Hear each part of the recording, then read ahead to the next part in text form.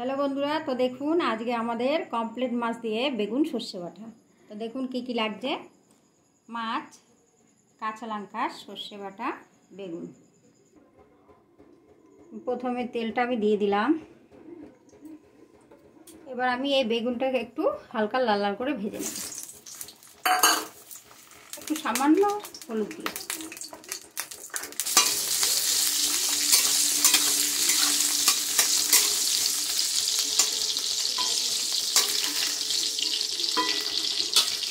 এবার আমি মাছটাকে মেখে নেব।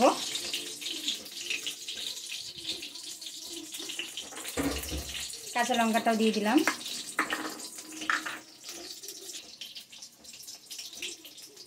পরিমাণ মতন নুন দিয়ে দেব, হলুদ পরিমাণ মতন, অল্প একটু সরষের তেল দিয়ে দেবো।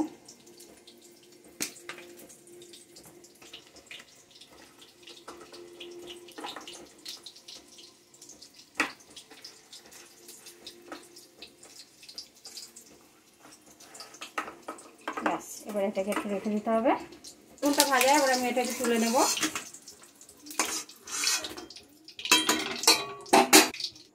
এবার আমি দুটো শুকনো লঙ্কা ফোড়ন দিয়ে দিলাম, দুটো লং ফোড়ন দিয়ে দেবো, ফোড়ন দিয়ে দেবো। মাছটাকে মেখে রেখেছিলাম, এটা আবার দিয়ে দেবো।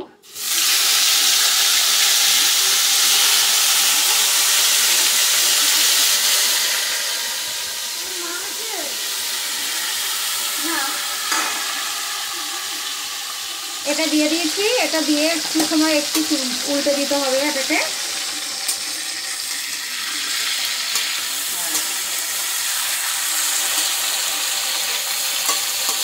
এবার আমি এটাকে 2 মিনিট রাখবো, দিতে হবে। জলটা রাখা ছিল সর্ষে বাটা, এটা দিয়ে দিলাম। এবার এই বেগুনটা ভাজাটা এটাও দিয়ে দেবো।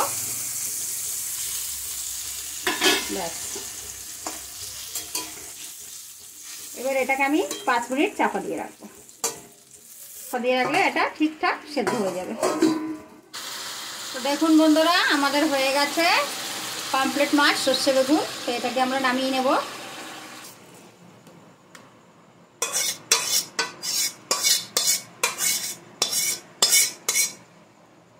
বন্ধুরা, আজকে আমাদের হয়ে গেছে কমপ্লিট মাছ দিয়ে সর্ষে বেগুন তৈরি হয়ে গেছে।